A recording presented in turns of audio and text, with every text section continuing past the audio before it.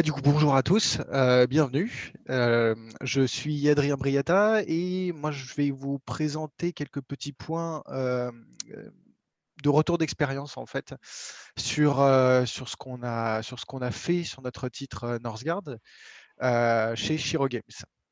Donc je vais me présenter assez succinctement. J'ai commencé ma carrière dans le jeu vidéo de façon un petit peu. Alors, j'ai fait une école de commerce avant, mais ça a peu de rapport avec ce que je fais aujourd'hui, donc on va un petit peu skipper cette partie. Et j'ai commencé ma carrière dans le jeu vidéo chez France Télévisions, aux éditions numériques, où j'étais responsable du marketing pour tous leurs jeux issus de quiz. Déchiffrer des lettres online, question pour un champion online et Slam Mobile qui était un grand succès, croyez-le ou non. Ça fait partie des jeux qui fonctionnaient extrêmement bien à l'époque. J'y suis resté un petit peu moins de 2 ans et ensuite j'ai continué à chercher un boulot dans le jeu vidéo. Je suis tombé sur la formation de l'IM et c'est là que j'ai rencontré Thomas. J'ai donc fait le MBA Video Game Management qui m'a emmené chez Gameloft, chez qui j'ai fait un stage de 6 mois et ensuite j'ai été pris en CDD pendant quelques semaines. Chez Gameloft, j'ai été responsable enfin, marketing, on va dire, voilà, marketing, analyse de marché, avec une grosse partie community management sur 2 produits principalement. Donc Asphalt 8, qui est un beau produit, et ce merveilleux jeu de chez Gameloft, My Little Pony Friendship is Magic, qui est également un de leurs plus gros succès et qui rapporte beaucoup, beaucoup d'argent. Qui était à l'époque. Je ne sais pas trop comment ça se passe maintenant, mais en tout cas, ça se passait très bien à l'époque. Après quelques semaines de CDD, j'ai été recruté chez Shiro Games en CDI. Je n'ai pas vraiment pu dire non et en plus, Bordeaux, ça me disait bien. Et ça fait du coup quasiment 3 ans et demi maintenant, ouais, c'est ça, que je travaille sur leurs produits, donc Evoland Legendary Edition, Northgard et plus récemment Darksburg. Pour vous faire un rapide historique de Shiro Games, l'entreprise a été créée en octobre 2012. Son premier jeu est Evoland 1, qui est un jeu d'action-aventure dont le concept est directement tiré d'une game jam que notre CTO, Nicolas Canas, avait faite. Et comme le principe était plutôt intéressant, qu'il y avait pas mal d'engouement autour du prototype, le studio, qui alors comptait un effectif incroyable de 4 personnes, s'est dit que ce serait pas mal de faire ça comme premier projet. Et finalement, le jeu s'est vendu à plus d'1 million d'exemplaires sur toute sa durée de vie. Mais en tout cas, ça a bien aidé le studio à démarrer et lui a permis d'enchaîner sur le deuxième opus qui est sorti en août 2015, Evoland 2. Je reviendrai sur les spécificités des jeux rapidement après. Le studio continue à grossir puisque Volant 2 a bien fonctionné également. Et à partir de 2015, ils ont commencé à bosser sur leur prochain jeu qui est sorti en 2017 en Early Access, qui est le point principal de notre petit talk aujourd'hui, c'est Northgard. Donc Early Access en 2017. Et on a fait une sortie officielle en mars 2018. Ouais, c'est ça. Moi, je suis arrivé, j'ai été embauché pour la sortie de Northgard. Ensuite, on a regroupé Voland 1 et Voland 2 dans une version collector, entre guillemets, mais ça nous a surtout aidé à comprendre comment fonctionnait le publishing sur console, et on en reparlera plus tard, avec Evoland Legendary Edition, qui reprend du coup les 2 jeux et une sortie jointe sur PC et Steam, PC et console en février 2019. Tout ça pour apprendre comment on sortait un jeu sur console et nous emmener vers la sortie de Northgard sur console en septembre 2019. Là encore, on en reparlera. Tout récemment, on a sorti Darksburg en février 2020 en Early Access. Darksburg qui vient juste de faire sa sortie officielle en septembre 2020. On parlera pas trop de ce jeu, enfin, je vais vous expliquer un petit peu le concept, mais on parlera pas trop des résultats marketing de ce jeu, et publishing, principalement parce qu'on a très peu de recul, comme le jeu vient juste de sortir et que c'est beaucoup plus intéressant de se pencher sur les résultats de Northgard qui a déjà 3 ans et demi de vécu, quasiment 4 ans. Donc c'est plus intéressant, je pense. Alors, rapidement, qu'est-ce qu'est Voland? Et Voland est un jeu dans lequel on suit l'histoire du jeu vidéo. Donc, Evoland 1 était vraiment le concept même voilà, qui découlait en fait de la Game Jam. Vous commencez en 2D style Game Boy, puis vous débloquez des couleurs, puis ensuite vous débloquez le 128 bits, puis ensuite vous débloquez la 3D avec les différents modes de gameplay. Donc le joueur progresse dans le jeu en même temps que les graphismes, en même temps que l'histoire du jeu vidéo. C'est une très bonne introduction à l'histoire pour les plus jeunes. Le jeu n'est pas compliqué. L'aventure se termine rapidement, en 4 heures, si vous voulez vraiment torcher les 100%, même s'il y a des étoiles qui sont bien planquées. Evoland 2 reprend un petit peu le même concept, mais de façon beaucoup plus intégrée dans une histoire RPG, puisque c'est un vrai jeu d'aventure et de RPG. C'est compliqué à décrire parce que comme il y a une trentaine de gameplays différents dans le jeu, entre du shoot 'em up, du tour par tour, il y a vraiment des tonnes et des tonnes de choses. Mais chaque en fait époque du jeu vidéo est une époque dans le jeu. Donc l'époque 16 bits, c'est le passé, le 128 bits, c'est le présent, et la 3D, c'est le futur en fait. Et vous voyagez entre les époques pour découvrir un petit peu toutes les boucles de gameplay. Le jeu est top, honnêtement, hein. Le jeu est vraiment, vraiment cool. Et ça reste, moi, un de mes jeux préférés. Je connaissais avant d'arriver chez Shiro. Northgard, quant à lui, donc alors profitez des GIFs, hein, parce que les slides que je vous filerai après, les GIFs ne marchent pas, je viens de vérifier. Donc voilà. Northgard est un jeu de stratégie. C'est un jeu de stratégie à temps réel où vous contrôlez un petit village de Vikings qui débarque sur une île, donc un nouveau continent qui s'appelle justement Northgard. Ce continent est séparé en différentes tuiles que vous devez d'abord scouter puis coloniser pour étendre votre territoire et construire des bâtiments sur ces nouvelles tuiles.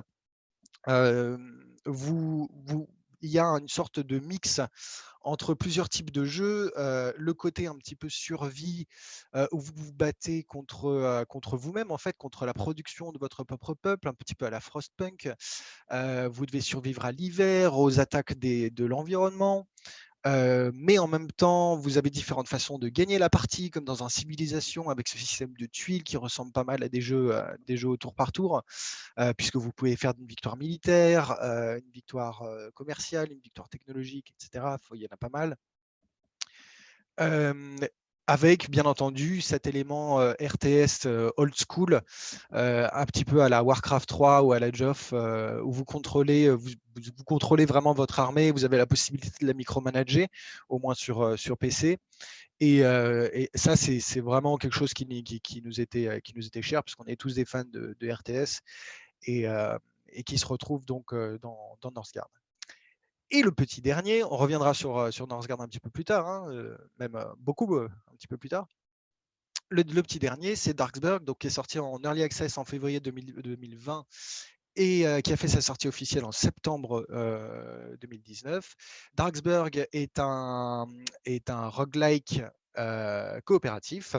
Vous et vos amis, vous débarquez dans une ville infestée par des zombies. Vous choisissez un des 5 survivants qui est disponible et vous devez vous frayer un chemin au travers de vagues de zombies qui sont toujours plus nombreuses et qui vont tenter de massacrer vos survivants. C'est un jeu assez nerveux,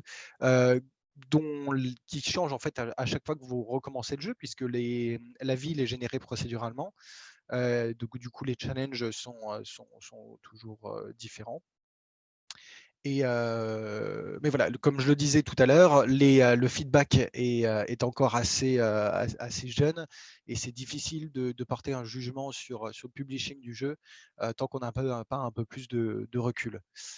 Euh, Donc ça, c'est une présentation assez rapide et succincte des jeux qui font le portfolio de Shiro Games. Bien sûr, on a des projets qui sont en préparation. Mais je voulais d'abord faire une introduction assez rapide sur le processus de production chez. Alors, je ne vais pas vous gonfler avec tout ce qu'on vous a dit dans vos cours de producing, etc. Je sais que ça a été répété et répété. Non, c'est juste pour vous expliquer rapidement comment ça fonctionne dans un studio indé en concret, on va dire. Et ça tient en une slide, donc on va aller vite. Tout d'abord, ça commence avec un prototype, hein, un POC, un Proof of Concept. Ce prototype est globalement est une boucle de gameplay qui pour nous nous permet de déterminer si oui ou non le jeu est fun. Si le jeu est fun et qui nous plaît à nous, on va envoyer ce qu'on appelle une Friends and Family à nos amis et notre famille, comme le nom le dit, qui vont nous faire des retours. Si les retours sont négatifs, on va analyser les différents soucis que les gens ont pu trouver au jeu.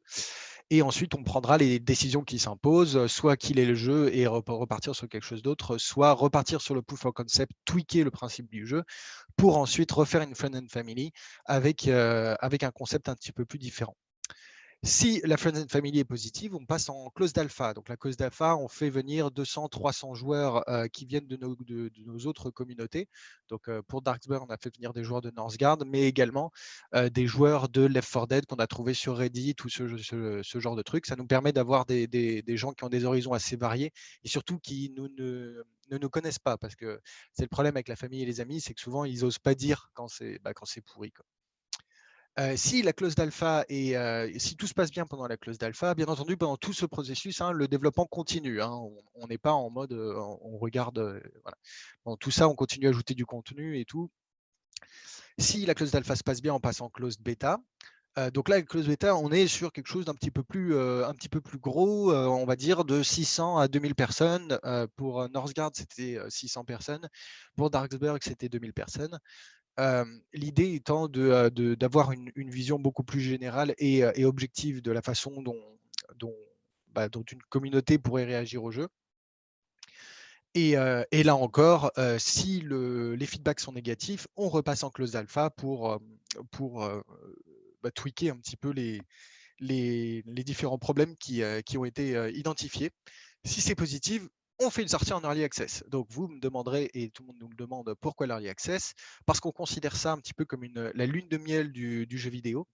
On peut globalement, dans un early access, retourner le gameplay d'un jeu tant que le changement est justifié et que la communauté le comprend et que ça répond aux attentes de la communauté. Il n'y a pas vraiment de problème. Et nous, on nous a pardonné. Par exemple, Darksburg, à la base, n'était pas du tout un roguelike. C'était un jeu, un Left 4 Dead-like, avec des niveaux qui n'étaient pas procéduraux, qui étaient level designés. Et on a fait un shift, un revirement complet en 6 mois. Parce que la communauté demandait quelque chose de similaire. Et au final, ça s'est plutôt pas mal passé. Une fois qu'on est content de notre produit, on part en full release. Donc ça, c'est globalement le processus de launch. Pourquoi est-ce que je vous explique ça? Parce qu'il faut quand même se rendre compte qu'il y a pas mal d'étapes avec pas mal de builds et pas mal de gens à toucher.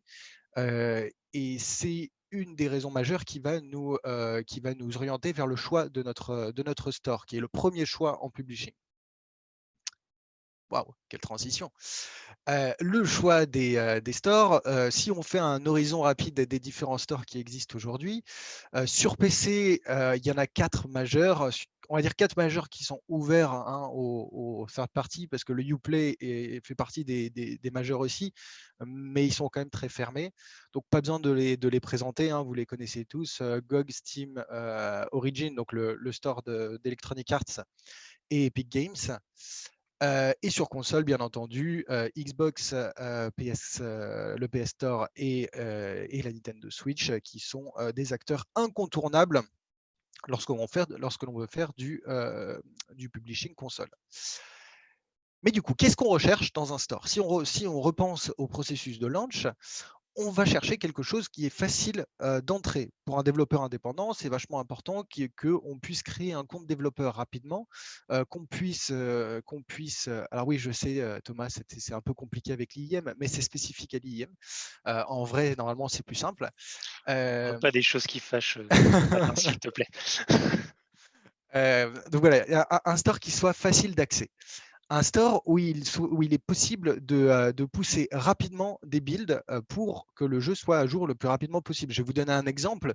Lors de la sortie du clan de l'ours, quelques semaines après mon arrivée chez Shiro Games, j'ai été choqué, voilà, on peut le dire, de voir que en fait, pour la sortie d'un patch en early access, globalement, il y a 11 pushs différents dans la même journée. C'est-à-dire que le patch sort un peu buggé. Et en fait, on fait des pushs successives pour corriger la plupart des bugs avant l'arrivée du week-end et avoir un week-end beaucoup plus serein. Donc, easy to push, easy to access. Community driven, c'est-à-dire un store sur lequel il est possible d'interagir avec sa communauté le plus possible, que la communauté puisse donner son feedback sur le jeu, donc au travers de notes, au travers de forums ou de choses comme ça.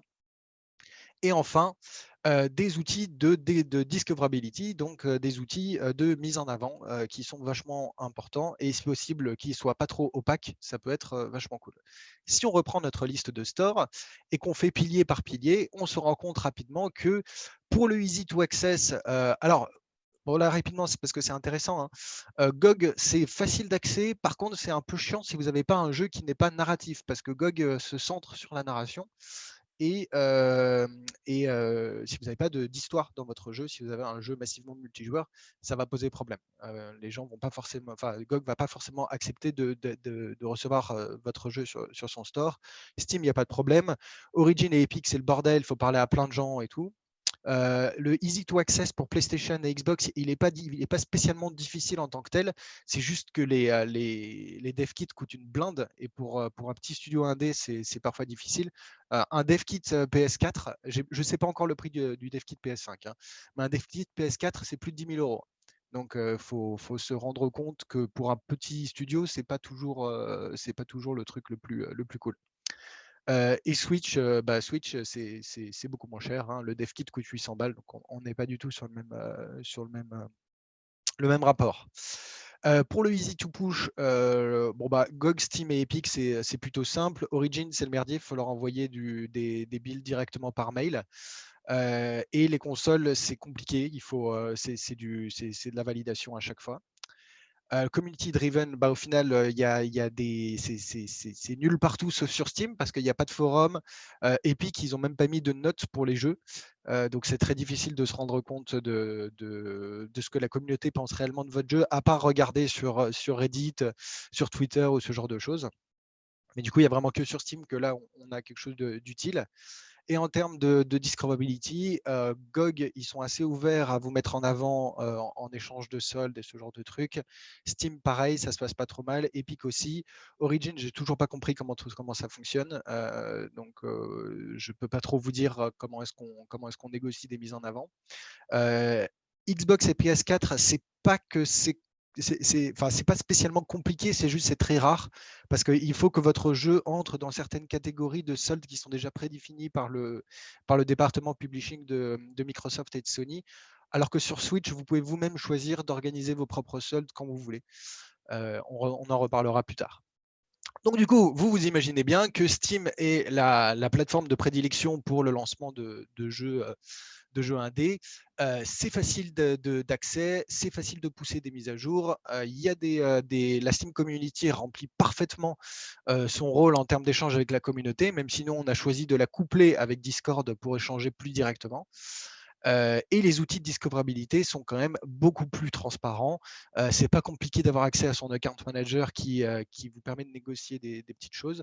Donc honnêtement, Steam, c'est le top. Bon, il n'y a pas vraiment de surprise, hein. J'imagine que tout le monde se doutait que ce serait Steam. La stratégie du reverse funnel, mais qu'est-ce que l'entonnoir renversé? Globalement, en fait, c'est ce que nous, on a fait, c'est ce que nous, on a utilisé sur tous nos jeux.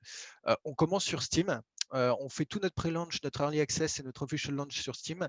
Et une fois que l'official launch est sorti, on commence à regarder les autres stores. Donc ça, c'est comme ça que nous, on a décidé de fonctionner et du coup d'élargir le scope de joueurs aux autres stores petit à petit. Je reprends rapidement. Hein. Sur Northgard, en 2002, on a commencé le dev sur Steam avec des API Steam. On a fait un Early Access en février 2017 sur Steam, un Official Launch en mars 2018 sur Steam.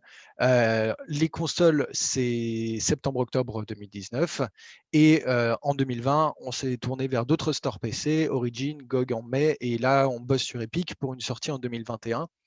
S'il y a un seul petit conseil que je donnerai aux studios indés qui veulent se lancer, ne vous fiez pas trop aux API Steam, notamment en ce qui concerne le matchmaking et la création de parties multijoueurs. Parfois, il est difficile de se séparer de ces API.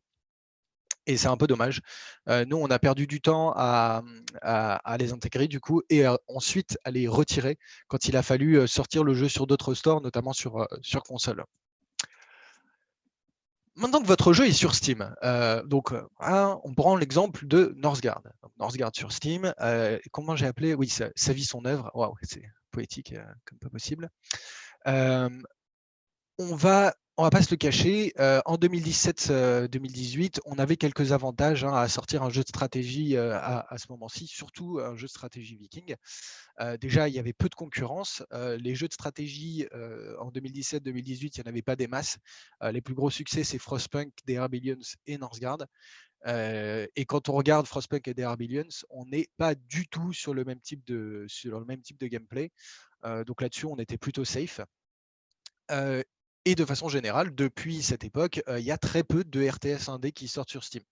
On nous fait miroiter, bon, c'est même pas un dé, mais on nous fait miroiter un Age of 4 depuis des années, mais pour l'instant, on n'a quasiment aucune idée. On sait juste qu'il vient d'être reculé. Et sinon, les concepts qui sortent un petit peu à la Dwarfheim ou ce genre de trucs sont assez uniques. Ils ont des boucles de gameplay qui sont vachement intéressantes, mais globalement, c'est pas du tout la cible de Northgard. Donc pour l'instant, nous, on est plutôt safe et tant que ça continue comme ça, on est content parce que ça nous permet de parler à une communauté qui est toujours avide de trouver des nouveaux jeux du genre. Elle a très peu de RTS old school à se mettre sous la dent. Et du coup, quand Northgard est sorti, on a eu du marketing quasiment gratuit de gens qui ont eux-mêmes cherché sur le tag RTS sur Steam. Ah ouais, il y avait aussi la nouvelle saison de Vikings qui est sortie quasiment en même temps et ça nous a, à mon avis, ça a joué quand même à la hype du jeu. Alors, je vais vous montrer assez rapidement l'évolution des ventes Steam. Alors, en commençant par l'Early Access, et ensuite, on va voir les différents impacts que notre stratégie publishing a eu sur les sorties de jeux. Donc, le jeu est sorti en Early Access fin février 2017, le 22 pour être exact. Et à la fin de l'Early Access, en mars 2018, on avait atteint les 600 000 exemplaires vendus, donc ce qui est cool pour un jeu indé. Donc bien entendu, le lancement en Early Access. Ah oui, je vous ai mis les petits discounts à chaque fois. Comme ça, vous pourrez voir l'évolution des discounts sur Steam. Je pense que ça peut être intéressant. La première update majeure qu'on a faite, c'est l'update multiplayer qui est arrivée en juin. Et là, on a augmenté un petit peu de 10%. Pour la petite histoire, on n'était pas du tout parti sur cette idée-là. Notre idée, c'était d'abord de commencer par une campagne et ensuite de faire une update multiplayer. Mais la communauté a fait non, non, non, non, d'abord le multijoueur et ensuite le reste. Donc on a bossé dessus et en fait le multiplayer peer-to-peer est arrivé en mai-juin 2017, suivi juste après par le nouveau clan, le clan de l'ours, et les Summer Sale de 2017, qui sont quand même un événement récurrent. On verra la slide d'après comment ça s'est passé pour le reste de l'historique du jeu, mais c'est un truc qu'on ne peut pas trop manquer quand on est développeur indé sur Steam. La Combat Update qui était juste après, donc juillet-août. Ensuite, on a eu quelques petits updates mois par mois avec ensuite le clan du sanglier en novembre 2017. Donc, notre objectif là-dedans, ça a été de faire un mois, une mise à jour plus ou moins majeure. Donc, en fait, on avait une mise à jour mineure, une mise à jour majeure, une mise à jour mineure, une mise à jour majeure, mais avec du nouveau contenu tous les mois. Ça nous a permis de multiplier par je ne sais plus combien. Enfin, c'était vraiment impressionnant notre nombre de wishlists qui, pendant un early access, c'est une data qui est vachement importante parce que ça va déterminer le nombre de personnes qui vont recevoir un email à chaque fois que vous allez entrer en solde. Les Winter Sale de 2017 à 2018 ont été totalement incroyables pour Northgard pour plusieurs raisons. La première, c'est qu'on avait sorti une grosse mise à jour à ce moment-là. Donc, on avait l'effet de nouveauté. La deuxième, c'est qu'à la fin des Winter Sale, Steam s'est dit « Ah merde, on a un trou et il y a de la place pour un jeu pour une promotion en week-end deal ». Donc, ils sont venus nous voir, ils nous ont demandé « Est-ce que ça vous dit qu'on fasse une promotion à ce moment-là, mais c'est une promotion qui n'était pas annoncée et qui était hors, juste après les Winter Sale. Et en fait, ça, on a vendu, je crois que 50 000 unités en 2 jours, en un week-end. Donc, quand on a des opportunités comme ça qui se présentent, il ne faut surtout pas les manquer. Et on verra après que ça peut être intéressant même de les forcer. Alors, comme vous avez vu, là, pour l'Early Access, on était en cumul. Je vous ai remis la courbe en cumul pour le post-launch, juste pour vous montrer que de 600 000 unités, on est arrivé à 2 millions il y a très peu de temps. On est très content, très fier de la façon dont le jeu s'est comporté et fonctionne sur Steam.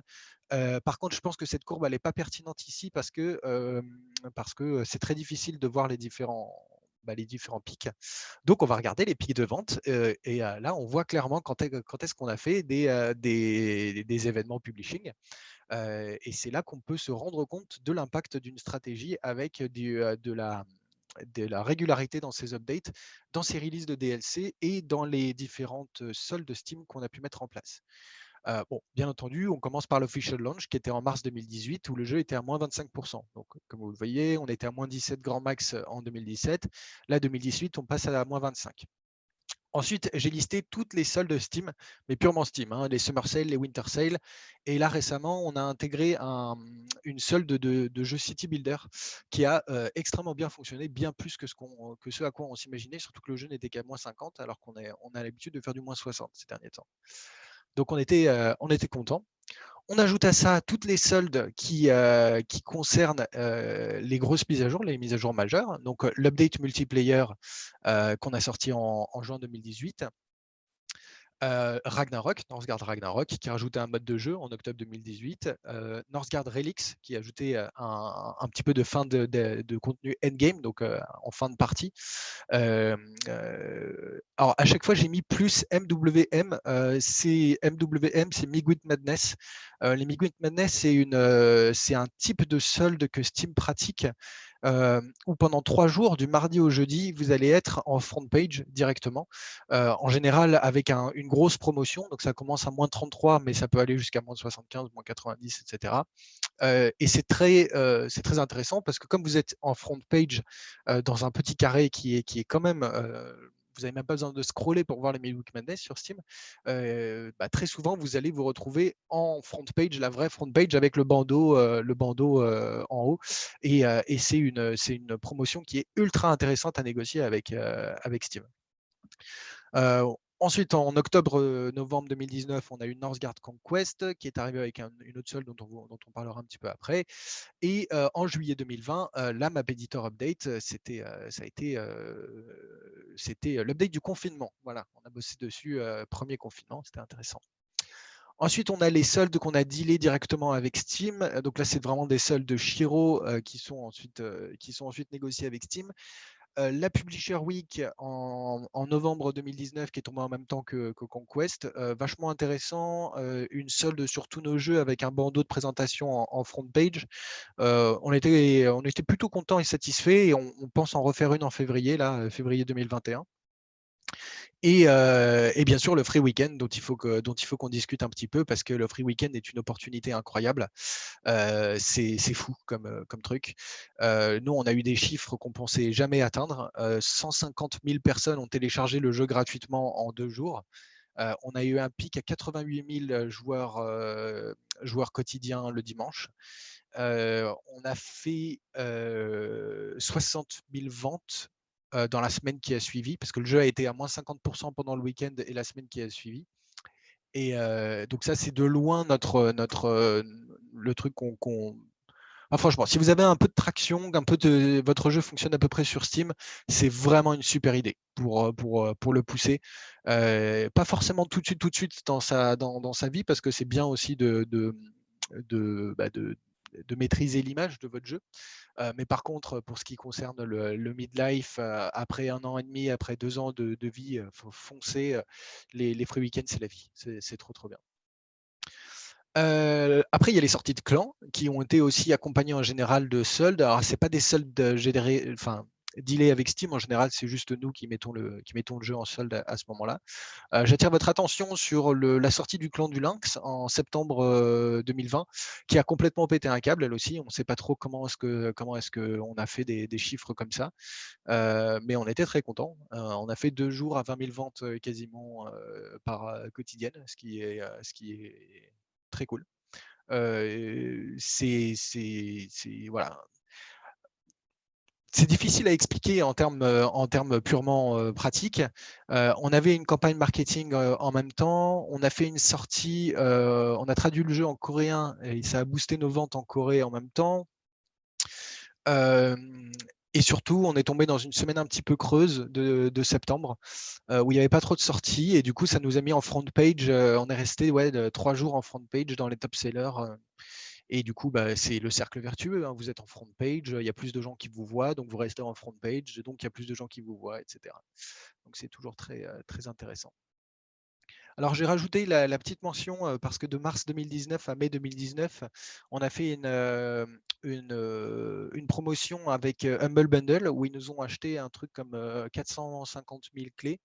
Bon, je n'ai pas le droit de vous dire combien ils nous ont acheté ça, mais c'était intéressant. C'est juste pour vous dire qu'ils achètent des clés Steam hein, dans ce cas-là. C'est juste pour vous dire que c'est possible de faire ça. Et qu'en termes de joueurs actifs, on voit l'impact pas mal de temps après l'OP. Donc c'est intéressant.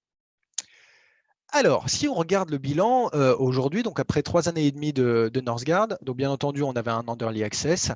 On a fait un rythme de sortie régulier de une mise à jour majeure gratuite tous les 6 mois. Donc Ragnarok, Relics, Conquest et le Map Editor. Un nouveau DLC tous les 6 mois, donc le Snake, le Dragon, le Cheval, le Kraken, le Ox et le Lynx. Tous les 3 mois, donc à chaque fois qu'on sortait un patch ou un clan, on sort toujours un patch d'équilibrage, ce qui nous permet d'avoir une communauté qui reste active et d'encourager la rétention. Comme vous l'avez vu, on a fait progresser le pourcentage des soldes au fil du temps, ce qui nous permet de continuer l'acquisition de nouveaux joueurs. Et grâce à la sortie de tous ces DLC, puisque les clans sont des DLC, ils sont à 4,49 € et 4,99 $, on n'a pas du tout perdu de chiffre d'affaires au final, parce que les DLC compensent la baisse de prix du jeu. Alors, je vous connais, hein, je commence à connaître les loustiques. Je sais que entre le cheval et le kraken, il n'y a pas eu de mise à jour gratuite. C'est l'époque où on travaillait sur le lancement de Northgard console, et c'est aussi l'époque où nos bureaux ont cramé. Donc, on n'a pas eu de chance. Ça nous a fait perdre un petit peu de temps, mais au moins on était préparé pour le télétravail. Donc, ça nous a un petit peu rodé, et du coup, le confinement arrivant, on savait à quoi s'attendre. Donc aujourd'hui, Northgard, c'est quoi?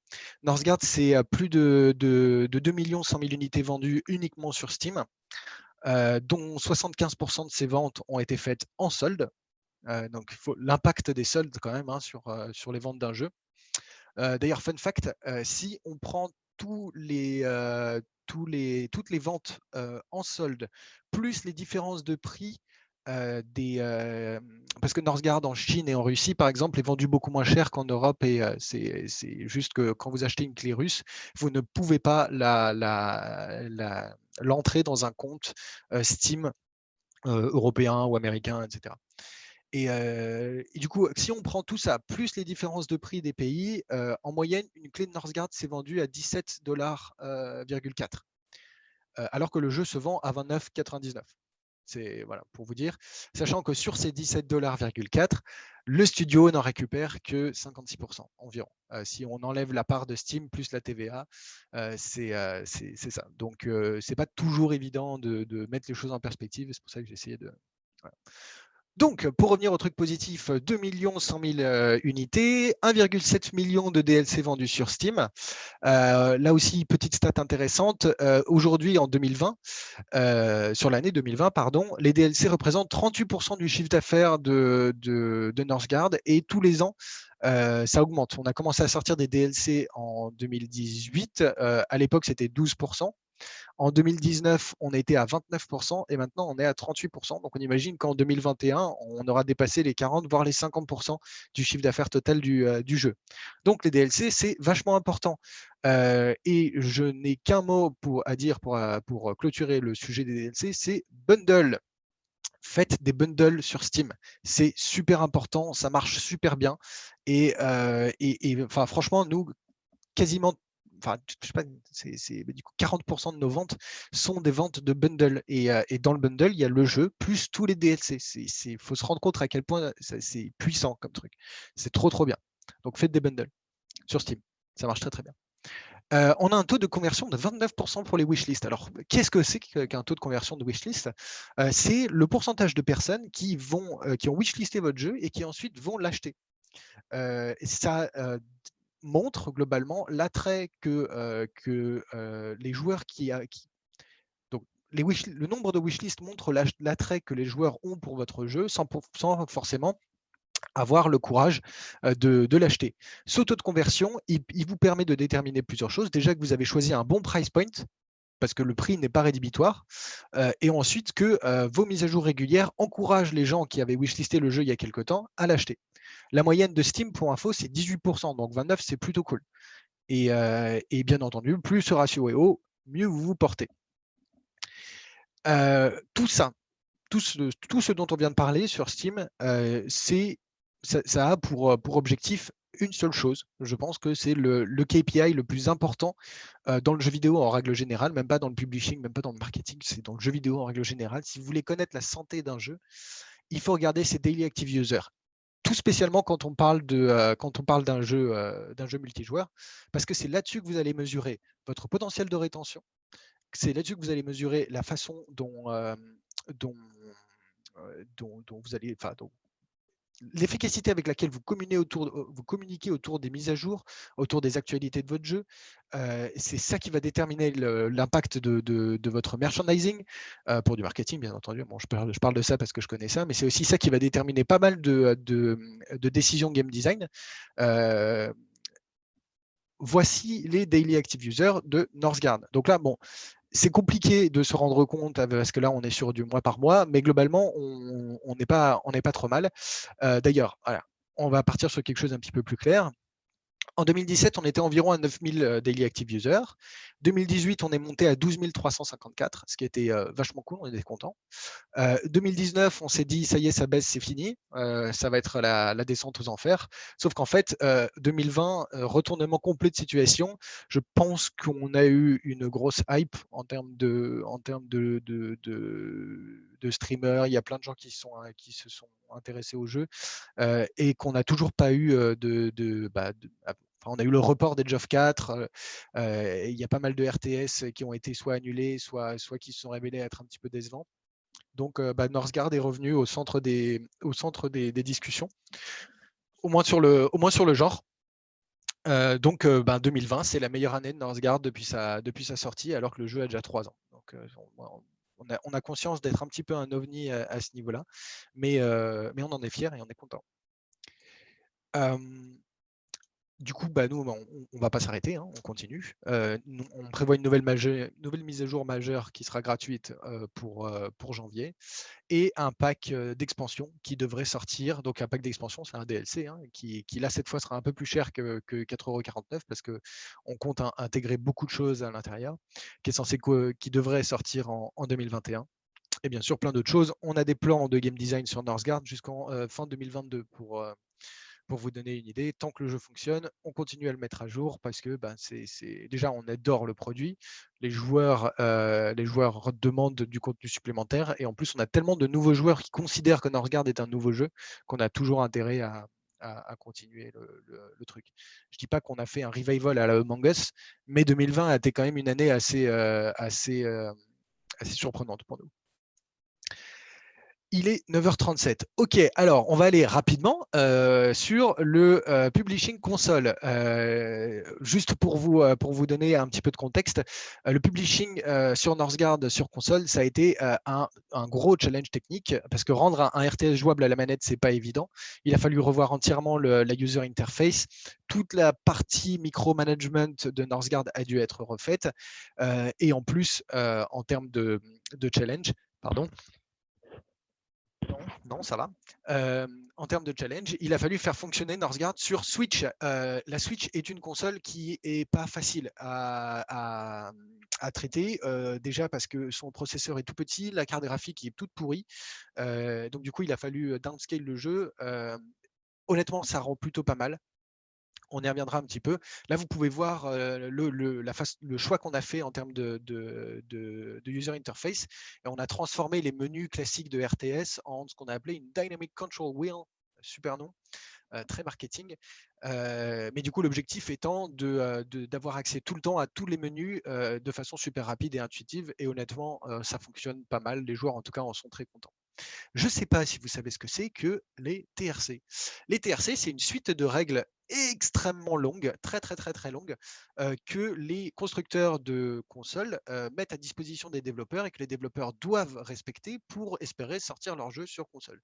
C'est une super galère, c'est super chronophage, c'est super technique et c'est super frustrant quand vous faites du publishing console parce que vous voyez votre jeu être refusé pour plein de raisons différentes et encore et encore et encore. Et c'est un petit peu c'est un petit peu long. Pour avoir fait le publishing et volant des Northgard de A à Z, je me suis dit que ce serait intéressant de vous noter les différents stores en fonction de leur difficulté. Switch, c'est pas facile, mais ça va. Une fois qu'on l'a fait une fois, c'est plus cool. Xbox, on est déjà sur un truc un petit peu plus compliqué parce qu'ils ont des directives qui sont un petit peu olé olé en termes on ne sait pas trop pourquoi est-ce qu'ils prennent ce genre de décision concernant les builds, etc. Et en plus, ils ont pas mal d'outils qui seraient très utiles si jamais ils fonctionnaient, notamment l'outil de solde qui ne fonctionne pas sur Xbox. C'est dommage, très dommage. Et PlayStation, je vous laisse vous faire un petit peu une idée franchement, PlayStation, c'est la purge. Hein. C'est vraiment pas facile. Le back-office, c'est super compliqué. Ils se sont donné l'objectif de compliquer le plus possible les choses. Vous avez globalement 5 uploads différents à faire pour faire une micro mise à jour, sachant qu'à chaque fois que vous voulez faire une mise à jour, il faut la faire pour Sony of Europe, Sony of America et Sony of Japan. Et à chaque fois, c'est une build différente. Hein. C'est pas comme Nintendo. Vous êtes obligé de soumettre 3 builds différentes, une pour chaque région. Pour chacune de ces builds, vous avez des fichiers qui sont différents, des fichiers de metadata qui vont être différents pour chaque région. Vous avez des fichiers, des spec.xml. Ce nom me hérisse les cheveux tellement j'en ai marre, mais enfin voilà. En fait, un exemple parlera mieux que tous les descriptifs interminables que je pourrais faire. Hier, on a sorti sur Xbox et Switch le clan du dragon. Sur Northgard. Ça s'est très bien passé comme publishing, mais vous me direz, mais Xbox et Switch, et où est Sony? Sony, ça sort samedi, voilà, parce que ils ont pas eu le temps de valider nos store pages, parce que oui, une fois que votre build est validé, c'était que l'étape 1. Les store pages sont quasiment aussi compliqués. Le process est super fastidieux.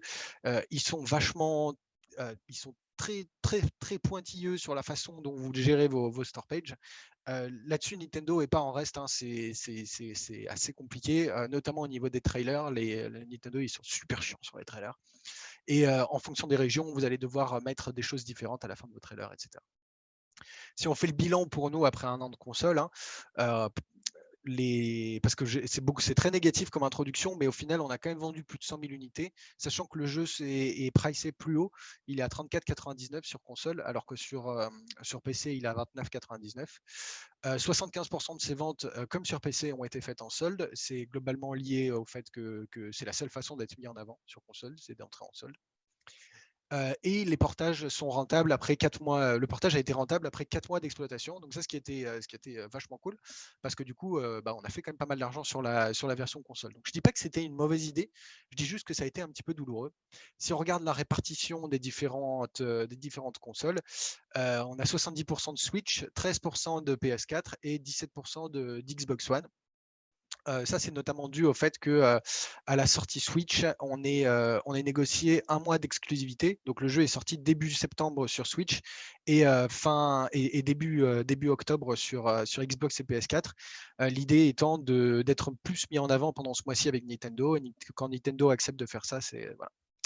En termes de recommandations, qu'est-ce qu'on a? On a, ah oui, alors tout d'abord, surtout, pensez votre portage console dès la conception du jeu. C'est vachement important. Nous, on a perdu beaucoup de temps en redesign, en changement d'UI, en mise à jour infrastructure pour que le jeu colle aux demandes des constructeurs consoles. Donc ça, c'est vraiment un truc à prendre en compte dès le début. Ça permet de faire gagner un temps fou. Le portage est rentable, mais à ne pas bâcler. Je pense que la raison principale pour laquelle Northgard a bien marché sur console, c'est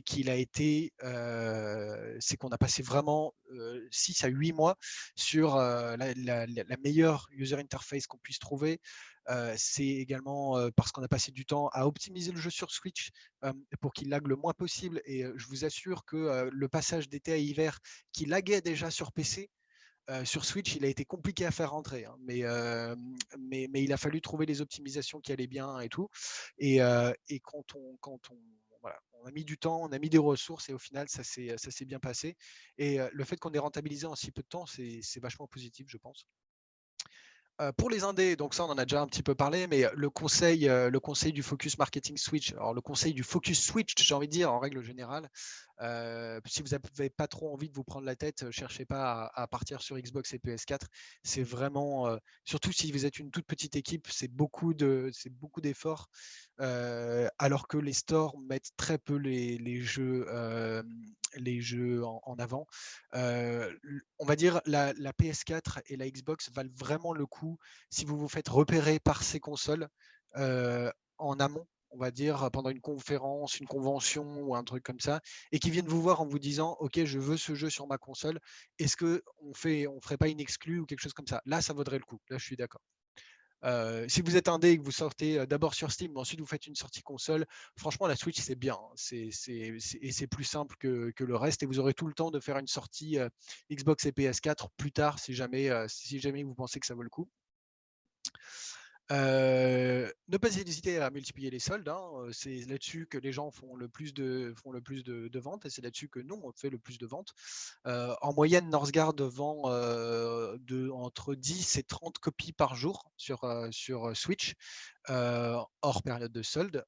En période de solde, on est entre 3 et 5 000 copies par jour. Donc, c'est beaucoup plus intéressant de multiplier les soldes. Et même si vous laissez partir votre jeu un petit peu moins cher, c'est aussi pour ça que nous, on a augmenté un petit peu le price point.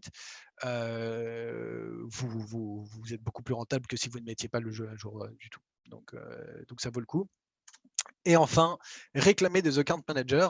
Donc ça vaut pour tous les stores, y compris pour Steam, etc. Même si pour Steam et pour Switch, c'est pas du tout compliqué de les trouver parce qu'il y en a qui sont dédiés aux jeux indés. Mais c'est super important. Dès que vous avez un problème, une idée marketing ou quelque chose comme ça, il vous faut une adresse mail directe, quelqu'un de physique que vous pouvez contacter directement chez les constructeurs. Et ça, franchement, c'est primordial. Sur PS4 et Xbox, on vous répondra que c'est pas possible et on vous le répondra encore et encore. Il faut insister, c'est possible. Sur PS4, il nous a fallu 6 mois, mais on les a eu à force de réclamer. Et sur Xbox, bon là, il est parti, mais on en avait un. Voilà. Je pense que j'ai fait le tour. Du coup, maintenant, Ouais, 47. Ok, bon, j'ai un poil Ouais, dépassé, parfait. Non, mais bon, Parfait. mais, mais voilà. Donc, chaud pour les questions. Ok, bah déjà merci beaucoup, c'était ouais, merci super beaucoup. intéressant. C'était C'était c'était vraiment très très très sympa. intéressant. Il y a plein de points qui étaient Cool. fous. Je pense que beaucoup de gens ont appris Ouais. grâce à cette conférence. Mmh. Déjà merci beaucoup. Et il y a pas mal de questions. Ok, c'est parti. Euh, Déjà donc c'est une question qui vient de moi. C'est tu parlais des différents stores, Ouais, dont Microsoft. Comment ouais. ça se passe pour le Game Pass de Microsoft? Est-ce que c'est Microsoft qui contacte ou est-ce qu'il faut déjà avoir publié son jeu sur les stores Microsoft? Alors, il y a différentes façons de le faire. La première, c'est la plus simple, entre guillemets, pour entrer dans le Game Pass, c'est que tu te fasses repérer en convention, globalement, c'est ça. Et tu es un mec de Xbox qui voit ton jeu et qui dit, putain, c'est cool, je le note pour la line-up de 2022, par exemple. Donc ça, c'est la meilleure façon. Nous, on bataillait comme pas possible pour faire rentrer Northgard sur le Game Pass. On bataillait, mais en fait, c'est pas possible parce que la version PC et la version console sont différentes, c'est pas les mêmes. Et du coup, eux, ça leur va pas. Il faut que les deux versions soient exactement les mêmes. T'as des gens que tu peux contacter. Par contre, c'est assez restrictif comme truc d'entrée. Et globalement, en fait, le Game Pass, c'est un abonnement. Les gens téléchargent ton jeu ou non. Mais globalement, Microsoft te file de la thune au début et t'achète le jeu pour 1 an à mettre dans son Game Pass. Donc, si c'est une exclusivité Game Pass en plus, ils vont te donner encore plus d'argent. Mais voilà, l'objectif étant de négocier le plus de billets possible en amont et de renouveler ou non le truc. Il y a des jeux qui sont sortis en Game Pass au début sur Microsoft Store et qui ensuite sont restés sur le Game Pass, mais avec la fin de leur deal d'exclusivité, qui sont ensuite sortis sur Steam, etc. Mais ouais, je sais pas si je réponds à ta question. Si, parfait. Ok, cool. Nickel. Il y a une autre question, donc c'est peux-tu revenir plus en détail sur l'impact de la communauté sur vos décisions de prod? Tu as cité l'exemple de l'update multi que vous avez priorisé suite au retour de la communauté. Ouais. Dans les coulisses, comment ce genre de prise de décision se passe? En fait, là, si vous démarrez Northgard, globalement, vous avez ce qu'on fait, on fait ça assez souvent. Vous avez une petite fenêtre qui est une fenêtre de donner votre avis. On fait ça en moyenne une fois par an et on fait le bilan sur tout ce que la communauté souhaite et ne souhaite pas. Parce que malheureusement, sur Twitter, Reddit, etc., on a les avis d'une partie de la communauté, mais on n'a pas les avis de toute la communauté. Donc l'idée, c'est d'avoir le plus d'avis possible et on a fait ça très, très, très tôt. La communauté est également intégrée même avant la sortie des mises à jour, puisque dès qu'on a une mise à jour de prête, on va directement l'affiler à ce qu'on appelle le bêta group, qui est un groupe de entre 30 et 50 personnes de notre communauté, qui est géré par James, notre community manager. Et ce bêta groupe va tester 2 ou 3 semaines avant la sortie de l'update la mise à jour. Donc le bêta groupe est composé de joueurs expérimentés, de joueurs qui préfèrent jouer solo, de joueurs Mac et un joueur Linux. Voilà. Ok, et juste je rebondis là-dessus. Est-ce que ces choix ont été aussi un peu aidés grâce au le fait que le jeu était en early access? Mais complètement. Enfin, l'early access pour nous, ça a été sur Northgard, ça a été incroyable parce que on a vraiment su exactement comment est-ce que les gens voulaient qu'on tourne notre jeu. Un des points les plus importants, j'en ai parlé très succinctement tout à l'heure, c'est l'update, la combat update qu'on a fait pendant l'early access. Avant cette update, les combats étaient pratiquement tous automatiques. Et en fait, c'est la communauté qui nous a demandé, qui est la communauté qui était en mal de micromanagement, alors que nous, on pensait que non, enfin, genre les gens, ils veulent pas micromanager, mais en fait, si. Et donc, du coup, on a mis en place ce micromanagement tout en gardant un certain type d'automatisation qu'on a réutilisé, bien sûr, pour la version console. Mais oui, non, la communauté entre dans à tous les niveaux du développement du jeu. Avant chaque patch d'équilibrage, on fait des sondages Twitter pour avoir une meilleure idée de quels clans sont trop forts pour les gens. Et c'est super intéressant parce que ce que nous, on pensait qu'en design, ce serait complètement pété, ça ne l'est pas. On pensait que le Lynx, quand il sortirait, il serait totalement OP. Bah, en fait, non. En fait, là, Ok. le prochain patch, on est obligé de le buffer parce qu'il n'est pas, assez fort. Ok. Et sans la communauté, ce ne serait pas possible. Il y a une autre question, c'est des conseils sur la façon d'estimer son prix et ensuite le pourcentage de remise à chaque solde. Alors, ça dépend de la période. Alors, nous, ce qu'on a fait, c'est le jeu est sorti en early access à 19,99 et c'est à la fin de l'early access, quand on a vu qu'on dépassait les 600 000 unités, qu'on s'est dit, bah, let's go, on augmente le prix. Juste à noter, on ne peut pas faire de solde sur un nouveau prix pendant un mois après sa soumission. Donc, en gros, si votre jeu coûte 20 € et que vous décidez de le faire passer à 27,99 ou à 29,99, il y aura un mois après ce changement de prix, vous ne pourrez pas faire de solde. Donc, nous, il a fallu qu'on fasse ce changement de prix un mois avant la sortie officielle pour être sûr de pouvoir avoir les 25% de réduction pour la sortie officielle. D'accord. Voilà. Mais après, pour un jeu indé, ça va dépendre surtout de votre durée de vie et en fait, c'est plus du game feel, quoi. Si les gens ont l'impression d'avoir un ressenti d'un jeu qui est fini, qui a plein de contenu et tout, Noël, après un an d'early access, on avait juste l'impression que Northgard il coûtait plus cher que 19,99 en fait, qu'on avait bossé plus que ça et qu'il y avait. Enfin, il y avait une campagne qui durait 15 heures. Il y avait il y a une rejouabilité qui est incroyable. À l'époque, il y avait 6 clans, il y avait un 7e qui allait sortir. Donc, on avait juste l'impression que le jeu pouvait justifier un prix plus élevé que 19,99. Et du coup, on a fait le switch. D'accord. Et ben, il y a juste une question qui est un peu par rapport au solde, c'est est-ce que la logique de se dire d'utiliser les soldes, c'est un peu le jeu ne se vend pas assez en ce moment, donc il faut mieux le faire à moins 40% que pas du tout. Est-ce que c'est un peu ça c'est une des questions ou pas? Il vaut mieux faire des soldes qui sont liés à des mises à jour marketing, enfin des mises à jour du jeu, et du coup à des push marketing de patch notes, de choses comme ça, de nouveaux assets, un nouveau clan, une nouvelle façon de combattre ou un truc comme ça. Déjà parce que c'est plus facile de négocier une vraie mise en avant avec Steam si vous avez une mise à jour. Et ensuite parce que l'impact émotionnel sur le joueur va être double. C'est OK, il y a une chance de l'avoir au rabais, et en plus, il y a du nouveau contenu. Donc, j'ai tout intérêt à le prendre maintenant parce qu'il y aura une communauté qui sera plus jeune, etc. Enfin, plus jeune dans le sens plus débutante. Je ne vais pas être perdu avec des gens qui ont joué à un milliard d'heures, etc. Là où c'est également intéressant, c'est que faire une solde pour faire une solde, ça marche sur console. Les chiffres sont moins encourageants sur Steam. Sur console, il n'y a pas de souci, hein. Franchement, le jeu, maintenant, on met tous les 2 mois, le Northgard il tombe à 60% sur Switch, et on fait plein de ventes. Ça, il n'y a pas de problème. Sur Steam, c'est moins vrai, et en plus, ça va dévaluer le prix réel de votre jeu, et les gens vont peut-être avoir un feeling du jeu en mode il est tout le temps en solde, il est pourri, etc. Enfin, bon, ça dépend de la façon dont les gens ressentent le jeu, quoi. D'accord. Donc, ouais, je conseille quand même de se limiter aux mises à jour majeures. Ok. Ok. Je pense qu'on va faire une dernière question Mm. avant de passer.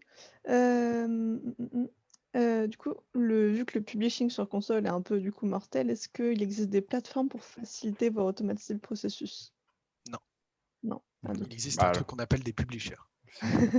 j'ai une autre question, parce Ouais. qu'elle est très courte, qui est, je pense, intéressante. C'est sur le bilan des 3 ans et demi d'update sur Northgard. Ouais, Quelle est la part de ce qui était prévu à l'avance et non prévu? 10% de ce qu'on a fait était prévu, et le reste, c'est de l'improvisation. Quand le jeu est sorti en mars 2018, le jeu est sorti en fait. Et tout ce qui a été développé après, c'était du ah bah tiens, la communauté demande un mode des ranked. Bon bah voilà, on met en place un leaderboard, on met en place un système de Hello, et 3 mois après la sortie officielle, on lance une mise à jour majeure avec un système de ranked. Tiens, la communauté veut un nouveau clan. Bon, bah, on commence à bosser sur un clan, sur le clan du Snake. Comment est-ce qu'on fait, quel type de clan, etc. Sur Northgard, c'est vachement incrémental. On n'a pas d'updates qui sont prêtes vraiment en avance. Là, on est en plein sur l'update de janvier, qui sortira fin janvier. qui va être une update super ambitieuse en termes de rétention. Et on aura, si on a 2 semaines d'avance, c'est incroyable, quoi. Ok. Et est-ce qu'il y a eu beaucoup aussi de prévisions, mais qui ont été en fait cut parce que vous vous êtes rendu compte que c'était pas du tout une demande en fait de la communauté? Alors, on a eu des prévisions qu'on a essayé de faire qui se sont révélées trop compliquées et que maintenant on réessaie de faire parce que c'est cool. C'est notamment tout le système de voyage de multiples îles, de bateaux et de trucs comme ça. Ça, c'est quelque chose qu'on aimerait bien réussir à faire un jour. Donc ça, et la communauté l'avait demandé. Après, on avait essayé il y a des choses, oui, qu'on a essayé de faire et qu'on a mis en place et qu'on a retiré du jeu parce que ça ne marchait pas et que la communauté trouvait ça dégueulasse. Il y a beaucoup de choix d'équilibrage qui étaient pas trop mal et que nous on pensait pas trop mal mais que la communauté n'a pas apprécié, donc on les a dégagés. Et notamment quand on a sorti le patch relique, donc qui a rajouté en fait des reliques que les joueurs peuvent forger en fin de partie ou en début quand ils rushent comme des cingouins. Il y a certaines reliques qui étaient complètement pétées ou trop faibles, et celles-là, plutôt que d'essayer de les rééquilibrer, on les a juste cut et on a changé le gameplay, quoi.